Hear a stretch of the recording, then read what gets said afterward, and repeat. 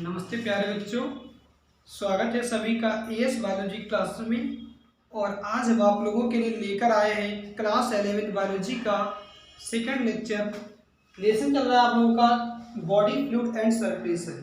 Okay, तो इसमें आप लोगों ने देखा था थोड़ा सा बॉडी फ्लूइड के बारे में कि जो भी एनिमल्स होते हैं उनकी बॉडी के अंदर दो प्रकार के फ्लूइड पाए जाते हैं। एक होता है ब्लड, दूसरा होता है लिम्फ। ठीक है, और इसके बाद हम लोगों ने देखा था कि ऑर्गन ऑफ सर्कुलेशन। ठीक है, जो हम लोगों के अंदर या एनिमल्स के अंदर जो सर्कुलेशन होता है उसके लिए कई सारे ऑर्गन्स इन्वॉल्व होते हैं। ठीक है, उसमें आपने क्या देखा था कि जो हमारा मेन ऑर्गन होता है इसको बोलते हैं हार्ट। क्या बोलते हैं? हार्ट कहते हैं। ठीक है, और जो हमारा हार्ट होता है, हार्ट की स्टडी को जोर से बोलो, हार्ट की स्टडी को कार्डियोलॉजी कहते हैं। क्या कहते हैं? कार्डियोलॉजी कहते हैं। अच्छा, ये हमने आपको बताया था प्रीवियस लेक्चर में कि जो हमारा हार्ट होता है, हार्ट की पोजीशन क्या होती है? जो हमारा हार्ट होता है ये दोनों लंग्स के बीच में जो जगह होती है उस जगह को क्या बोलते हैं? मेडिएस्टिनम कहते हैं। क्या कहते हैं? मेडिएस्टिनम कहते हैं। और उसी स्पेस में क्या रहता है? हमारा हार्ट होता है। ठीक है, अगर बात करें हार्ट की तो हार्ट में कितने चैम्बर होते हैं? 4 चैम्बर होते हैं। 2 आपके ऑर्किल, 2 आपके वेंट्रिकल। ऑर्किल को और किस नाम से जानते हैं? ऑर्किल को और किस नाम से जानते हैं? Receiving chamber. क्या कहते हैं? जो ऑर्किल्स होते हैं इनको रिसीविंग चैम्बर कहते हैं, जबकि जो हमारे वेंट्रिकल होते हैं इनको पंपिंग चैम्बर कहते हैं। क्या बोलेंगे? पंपिंग चैम्बर कहते हैं। 2 प्रकार के चैम्बर हैं, एक वो चैम्बर जो क्या करते हैं? ब्लड को रिसीव करने का काम करते हैं, और दूसरे हमारे वो चैम्बर थे जो पूरी बॉडी के अंदर ब्लड को पंप करने का काम करते हैं। क्या समझ में? चलिए, और इसके बाद देखा था जो सर्कुलेशन होता है वो 2 तरीके का हो जाता है। एक था आपका सिंगल सर्कुलेशन और दूसरा क्या था? Double circulation. सिंगल सर्कुलेशन क्या होता है? तो कहोगे ऐसा सर्कुलेशन जिसमें ब्लड हार्ट से पंप होने से पहले सिर्फ एक बार आता है। तो इस प्रकार के सर्कुलेशन को क्या बोलते हैं? सिंगल सर्कुलेशन कहते हैं। अगर आपका ब्लड पंप होने से पहले हार्ट में 2 बार आता है तो इसे हम क्या बोलते हैं? डबल सर्कुलेशन कहते हैं। और जो डबल सर्कुलेशन होता है, ध्यान से देखिएगा, जो डबल सर्कुलेशन होता है ये भी हमारा 2 तरीके का हो जाता है। इसमें से एक आपका हो जाता है इनकम्प्लीट, इसमें एक आता है हमारा इनकम्प्लीट डबल सर्कुलेशन, और दूसरा आता है इसमें कंप्लीट। इसे नोट करिएगा साथ साथ में। तो जो हमारा डबल सर्कुलेशन होता है ये भी 2 तरीके का हो जाता है। एक है हमारा इनकम्प्लीट, ठीक है, यानी इनकम्प्लीट डबल सर्कुलेशन, और दूसरा क्या हमारा? Complete double circulation. अगर बात करें इनकम्प्लीट डबल सर्कुलेशन की तो याद रखना इसको मिक्स्ड सर्कुलेशन भी कहते हैं। क्या बोलते हैं इसको? इसे बेटा मिक्स सर्कुलेशन भी कहा जाता है। और ये जो सर्कुलेशन होता है ये 2 जगहों पर देखने को मिलता है। नंबर 1 बोलेंगे तो एम्फीबियंस के अंदर देखने को मिलता है, और नंबर 2 बात करें तो ये हम लोगों को रेप्टाइल्स के अंदर देखने को मिलता है। आया समझ में? जो हमारा इनकम्प्लीट डबल सर्कुलेशन होता है ये हम लोगों को एम्फीबियंस के अंदर और दूसरा आपका रेप्टाइल्स के अंदर देखने को मिलता है। अगर बात करें एम्फीबियंस की तो एम्फीबियंस का जो हार्ट होता है वो 3 चैम्बर्ड होता है। यहाँ पर 3 चैम्बर देखने को मिलते हैं, जिसमें से 2 क्या होते हैं? ऑर्किल होते हैं, और इसमें से एक क्या होता है? वेंट्रिकल होता है। 2 ऑर्किल होंगे और एक हमारा वेंट्रिकल होगा। ध्यान से देखना, इस तरीके से यहाँ पर जो हार्ट होता है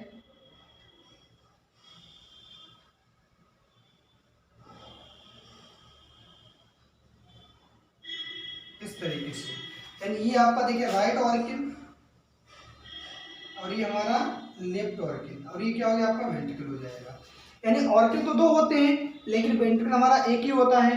तो इस तरीके से जब ये ब्लड यहाँ पर आएगा वेंट्रिकल के अंदर, तो आने पर क्या होता है कि ऑक्सीजनेटेड और डीऑक्सीजनेटेड यानी प्योर और इम्प्योर ब्लड हमारा इसमें मिक्स हो जाता है। इसीलिए यहाँ पर इम्प्योर ब्लड का जो है वो सर्कुलेशन होता है बॉडी के अंदर, इसीलिए इसको क्या बोलते हैं हम लोग, इनकम्प्लीट डबल सर्कुलेशन। किसके कहाँ देखने को मिलता है, एम्फीबियंस के अंदर और रेप्टाइल्स के अंदर देखने को मिला। अब ध्यान से देखना, ऐसे जो रेप्टाइल्स होते हैं इसमें देखा गया है कि इसमें लगभग 3.5 चैम्बर पाए जाते हैं। रेप्टाइल्स का जो हार्ट होता है इसके अंदर कितने चैम्बर पाए जाते हैं, 3.5। ठीक है, तो यहां पर क्या होता है, देखो ये अगर मान लीजिए हार्ट हो गया इस तरीके से,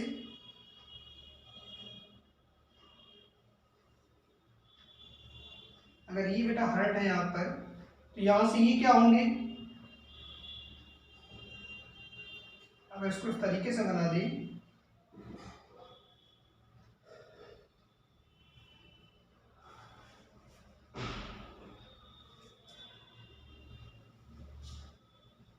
इसको इस तरीके से बना लीजिए,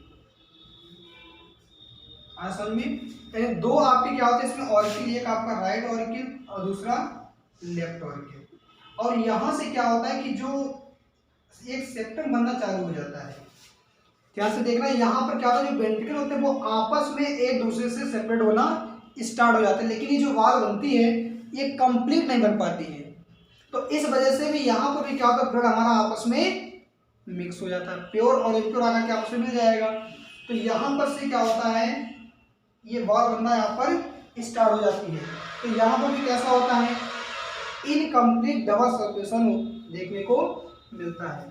अगर बात करें कंप्लीट डबल सर्कुलेशन की, तो ये हम लोगों को दो जगह पर देखने को मिलता है, नंबर 1 बर्ड्स के अंदर और नंबर 2 मैमल्स के अंदर, या कहते हैं यहाँ पर ह्यूमन के अंदर। याद रहेगा, बर्ड्स और मैमल के अंदर जो सर्कुलेशन देखने को मिलता है उसे क्या बोलते हैं, डबल सर्कुलेशन। क्या बोलेंगे, डबल सर्कुलेशन। और ये ऐसा सर्कुलेशन होता है जिसमें हमारा ब्लड हार्ट से 2 बार होकर के गुजरता है। आया समझ में। अगर बात करें तो यहां पर जो हार्ट होता है, कल देखा था इसका डायग्राम, यहां पर जो हार्ट होता है उसके अंदर बेटा कितने चैम्बर होते हैं, 4 चैम्बर देखने को मिलते हैं इस तरीके से। कल इसका डायग्राम बनाया होगा।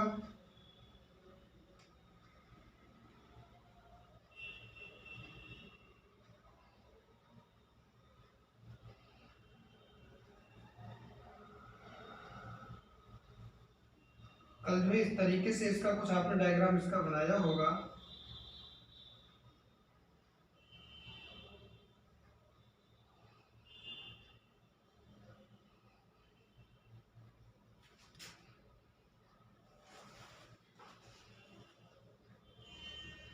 आया समझ में। तो ह्यूमन का जो होता है, ह्यूमन का जो हार्ट होता है इसमें 4 चैम्बर होते हैं, एक आपका राइट ऑर्किल और दूसरा आपका लेफ्ट ऑर्किल, राइट वेंट्रिकल और लेफ्ट वेंट्रिकल बताया था। तो ये होता है ह्यूमन का हार्ट, जिसके अंदर कंप्लीट डबल सर्कुलेशन देखने को मिलता है। अब यहीं पर थोड़ा सा समझते हैं, देखो ध्यान से, मैंने क्या बताया था, जो हमारे ऑर्किल होती है रिसीविंग चैम्बर होते हैं। कैसे होते हैं, रिसीविंग चैम्बर होते हैं। और ये जो वेंट्रिकल होते हैं हमारे पंपिंग चैम्बर होते हैं। तो ब्लड रिसीव कहाँ पर होता है, पूरी बॉडी पार्ट से जो ब्लड आता है हमारा वो किस में आता है, पूरी बॉडी से जो ब्लड हमारा आएगा इस तरीके से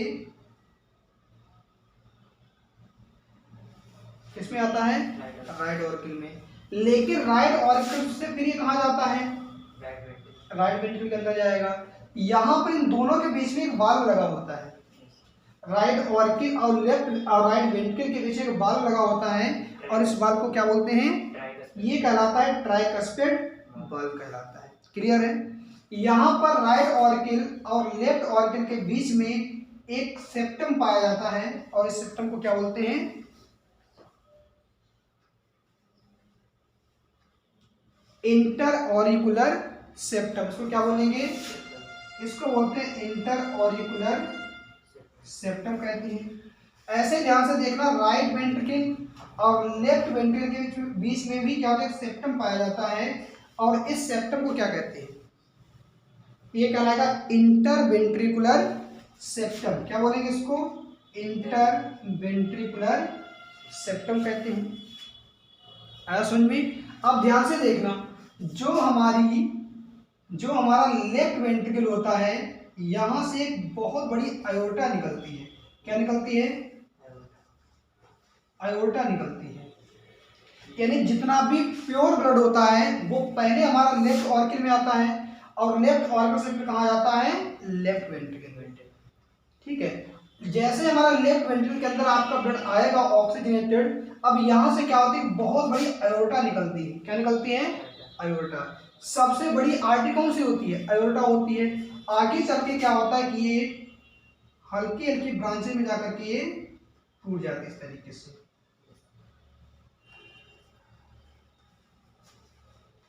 आगे चल के क्या होगा, ये छोटी छोटी ब्रांचेज में टूट जाएगी, और इसे हम लोग क्या बोलते हैं, फिर आर्टरी कहते हैं। क्या बोलेंगे इसको, आर्टरी कहते हैं। तो आया समझ में, नोट करिए इसको।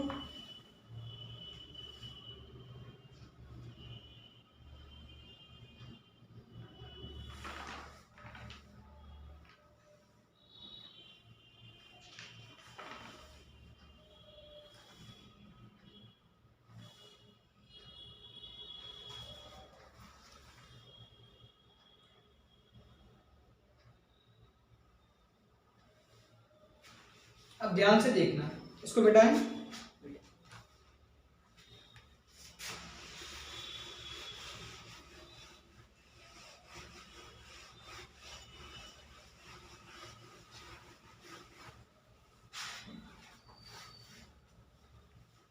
अगर यहां पर हम छोटा सा हार्ट बना दें इस तरीके से,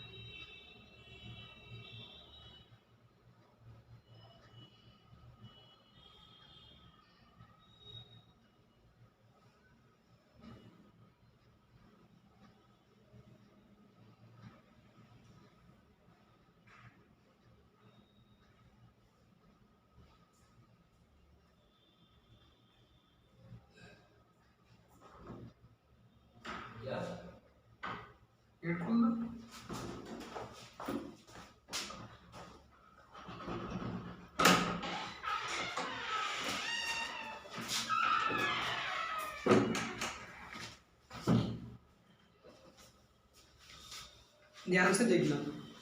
तो ये बन गया हमारा हार्ट। हार्ट में ये क्या है हमारा, राइट ऑर्किल, और ये क्या है हमारा, लेफ्ट ऑर्किल। ये क्या है हमारा, हो गया राइट वेंट्रिकल। ये क्या है, लेफ्ट वेंट्रिकल हो गया। आया समझ में। अब ध्यान से देखना, हमारी बॉडी पार्ट से जो ब्लड आता है वापस, ठीक है, हमारी बॉडी पार्ट से जो ब्लड वापस आता है किसमें, जो इम्प्योर ब्लड होता है, ये बॉडी के डिफरेंट पार्ट से लौट करके आएगा, और लौट करके आता किसमें है, राइट ऑर्किल में आएगा। तो देखा होगा कि अगर हार्ट से नीचे से, पैर से, हमारा हार्ट से नीचे से या लोअर पार्ट से जो हमारा ब्लड आता है, इस तरीके से अगर बना दें यहाँ पर,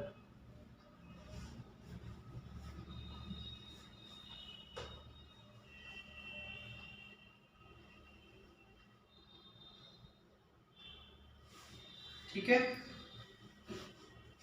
ये जो ब्लड आ रहा है इसके अंदर,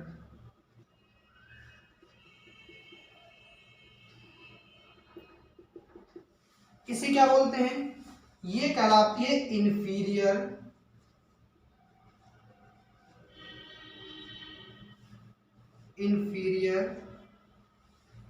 वेना कावा कहते हैं इसको। ध्यान से देखना, हमारी बॉडी के जो लोअर पार्ट से जो ब्लड हार्ट में आता है वो किसके थ्रू आता है, तो कहोगे इंफीरियर वेना कैवा कहते हैं, या इसको पोस्ट, या इसी को हम लोग कह देते हैं पोस्ट कैवा। क्या कह सकते हैं, पोस्ट कैवा से आता है। ठीक है, तो यानी हमारा इसमें आपको भी ये देखना है कि जो ब्लड होता है वो कहाँ कहाँ से आता है इसमें, तो हार्ट के नीचे, यानी जिसमें हमारे पैर वगैरह आ जाएंगे, तो वहां से जो ब्लड वापस आ रहा है हार्ट में वो किसके थ्रू आता है, इंफीरियर वेना कैवा। किसके थ्रू आता है, इंफीरियर वेना कैवा।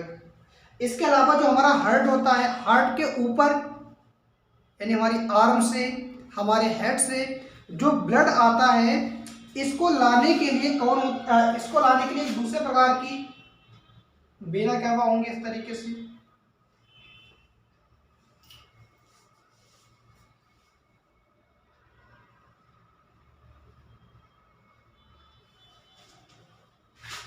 इसमें भी ब्लड होगा और इससे भी ब्लड कहाँ आएगा, राइट ऑर्गन में आएगा। तो ये ऊपर से आ रही है ना, ये हमारे हार्ट के ऊपर से आती है, तो यहां पर इसको बोलते हैं सुपीरियर, इसका नाम होता है सुपीरियर, इसको कहते हैं सुपीरियर वेना कावा कहते हैं इसको। ध्यान से देखना, हमारा जो ब्लड होता है ये हार्ट के ऊपर पार्ट से कह सकते हैं, हमारे हेड से जो ब्लड आता है वो किसके थ्रू आएगा, तो कहोगे सुपीरियर वेना कावा से आता है। तो इस तरीके से हमारी बॉडी का जितना भी इम्प्योर ब्लड होता है वो हमारा सुपीरियर वेना कावा जो कि ऊपर से आती है, और इंफीरियर वेना कावा जो कि नीचे से आती है। ठीक है, तो ये सब आकर के ओपन किस में होती है, राइट ऑर्गन में। तो सारा ब्लड पहले कहाँ आएगा, राइट ऑर्गन में आएगा। जैसे जैसे ये बढ़ता रहेगा वैसे वैसे यहाँ का प्रेशर भी इंक्रीज होता रहेगा, और एक समय इतना ज्यादा प्रेशर हो जाएगा कि राइट ऑर्गन का सारा ब्लड किस में आ जाएगा, राइट वेंट्रिकल में।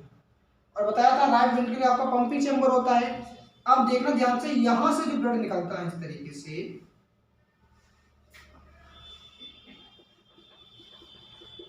राइट वेंट्रिकल से जो ब्लड आपका निकलता है और निकल के कहाँ जाएगा, लंग्स में जाएगा। तो लंग्स में जाने के लिए अगर हम बना दें यहाँ पर छोटा सा कि ये हमारा यहाँ पर क्या है, लंग्स है, इस तरीके से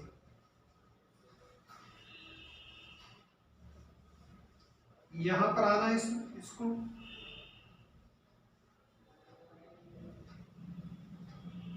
तो जो हमारा इम्प्योर ब्लड होता है इसको ले जा लंग्स के पास ले जाने की जिम्मेदारी किसकी होती है, बीन की होती है। लेकिन ध्यान से देखना, यहाँ पर एक एक्सेप्शन होता है, बताया था यहाँ पर एक ऐसी आर्टरी होती है जो ये ब्लड लेकर के जाती है, लंग्स के पास जाना है, तो यहीं पर आपकी निकलती है पल्मोनरी, क्या निकलती है, यहां से निकलेगी पल्मोनरी आर्टरी निकलती है, आज समझ में। और यही एक ऐसी आर्टरी होती है जिसमें हमारा इम्प्योर ब्लड होता है। ये हमारा एक एक्सेप्शन है, ये आपके लिए इंपॉर्टेंट रहेगा एग्जाम के लिए, तो इसे आप लोग जरूर नोट कर लीजिएगा। ठीक है, तो राइट वेंट्रिकल से जो ब्लड हमारा निकलता है ये निकलने के बाद कहाँ चला जाता है, लंग्स के पास। तो जब ये ब्लड हमारा लंग्स के पास जाएगा तो लंग्स के पास जाने के बाद ये इस यहाँ पर क्या होगा, गैसों का एक्सचेंज हो जाएगा, यानी कार्बन डाइऑक्साइड लंग्स में चली जाएगी और O2 कहाँ जाएगी, ब्लड में आ जाएगी। ध्यान से देखना, यहाँ से जो हमारा ब्लड आ रहा है इस ब्लड के अंदर O2 जो है हमारी वो ज्यादा है, O2 ज्यादा नहीं, यहाँ पर कहें तो O2 कम है और CO2 ज्यादा है, आया समझ में। अब ध्यान से देखना, यहां से जो लंग्स से जो ब्लड अब निकलेगा यहां से, ठीक है, तो यहां से क्या होती है, बीन निकलती है, क्या निकलती है, बीन निकलती है, और ये बीन आकर के ओपन हो जाएगी किसमें, लेफ्ट ऑर्गन में, इस तरीके से। हालांकि लंग्स को थोड़ा ऊपर बनना चाहिए था,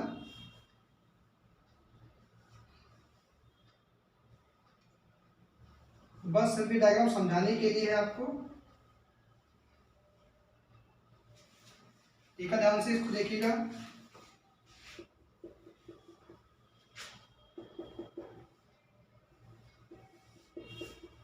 ध्यान से इस चीज को समझिएगा कि यहां से जो हमारा ब्लड लंग्स से जो निकलेगा वो ब्लड कैसा होगा, एकदम प्योर होगा। कैसा ब्लड होगा, प्योर। और प्योर का मतलब होता है कि ये ऐसा ब्लड होगा जिसके अंदर O2 ज्यादा है, CO2 कम है। तो ऐसा जो ब्लड है वो किसमें बहना चाहिए, आर्टरी के अंदर। लेकिन यहां से जो ब्लड निकलता है वो आर्टरी में ना होकर के बल्कि बीन से होकर के जाता है लेफ्ट ऑर्किल में। तो यहाँ पर जो बीन होती है, इस बीन को नाम देते हैं पल्मोनरी। इस बीन को क्या कहते हैं, पल्मोनरी बीन कहते हैं। क्या कहते हैं, पल्मोनरी बीन। और ये भी आपका एक एक्सेप्शन है। यह एक ऐसी बीन होती है जिसके अंदर ऐसा ब्लड होता है जिसमें O2 आपकी ज्यादा और CO2 कम होती है। कहने का मतलब ये हुआ कि यहाँ पर जो ब्लड होता है वो ऑक्सीजनेटेड होता है, यानी प्योर होता है। तो प्योर वाले ब्लड को ले आने की जिम्मेदारी किसकी है, पल्मोनरी बीन की होती है, आर्टरी की नहीं। किसके, पल्मोनरी बीन की। तो ये ब्लड हमारा आकर के जमा हो जाएगा, किसकी, इकट्ठा हो जाएगा लेफ्ट ऑर्किल में। अब देखना ध्यान से कि जब हमारा ब्लड धीरे धीरे लेफ्ट ऑर्किल में आना स्टार्ट होगा तो ये हमारा सारा ब्लड लेफ्ट ऑर्किल में आकर के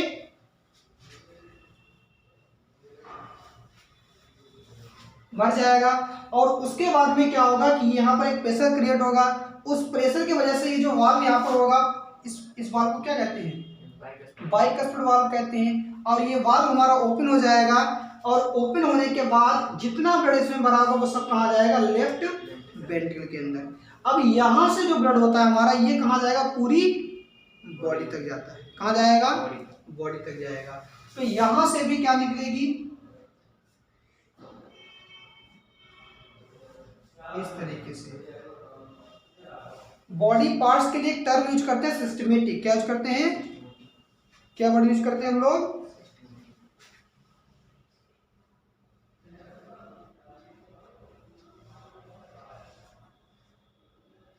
तो यहां से निकलती है हमारी सिस्टेमिक आयोटा निकलती है।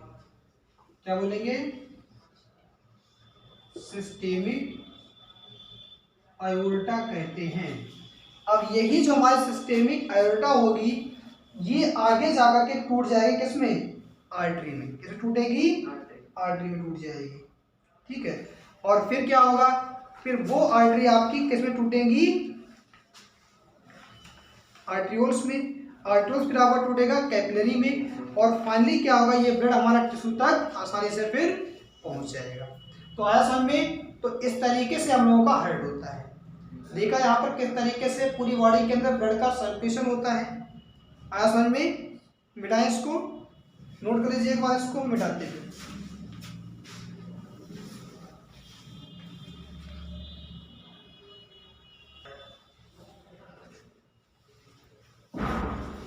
चलिए मिटाते हैं इसको।